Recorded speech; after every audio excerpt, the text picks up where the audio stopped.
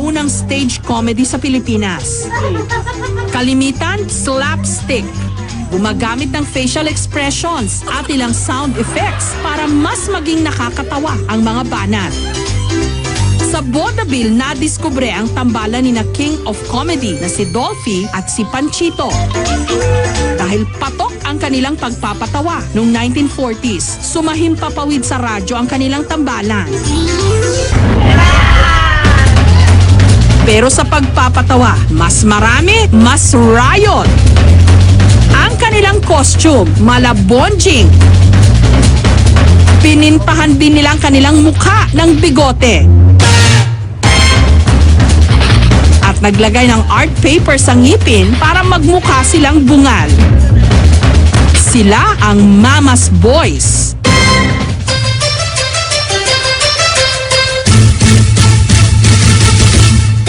Naiiba rin ang estilo ng Mama's Boys sa kanilang patawa. Dinadaan nila ito sa sayaw na may magaslaw at nakakatuwang galaw.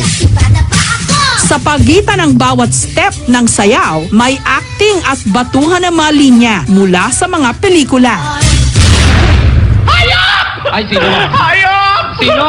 Ang dumi-dumi ko! Ang dumi-dumi ko! Dumi-dumi ko! Sino ka?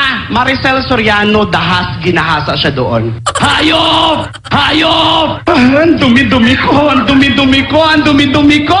Anong pelikula yan? Totoo yun.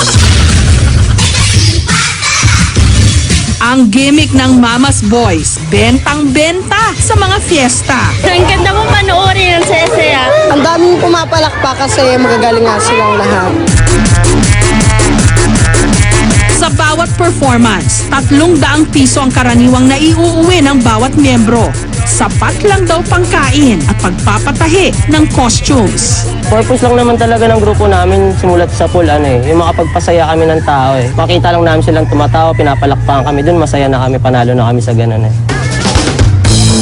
Karamihan sa miyembro ng Mama's Boys, tambay. Si Vermar ang tumatayong leader. Tutol daw noon ang kanyang ama sa hilig niyang pagsasayaw. Ang kanya namang mga kapatid, lagi raw siyang pinagtutulungan nung sila'y bata pa. Kaya naman nung nabuo ang kanilang grupo, nakahanap daw si Vermar ng oportunidad para pagsabayin ang hilig niya sa pagsasayaw at pagpapatawa. Dumating din sa buhay ko na parang namili ako kung yung grupo ko o yung pamilya ko. Parang tumimbang kasi sa akin yung grupo ko Kasi, kumbaga, sa bahay kasi pag may problema ako, hindi ko na sasabi sa magulang ko, kahit sa mga kapatid ko.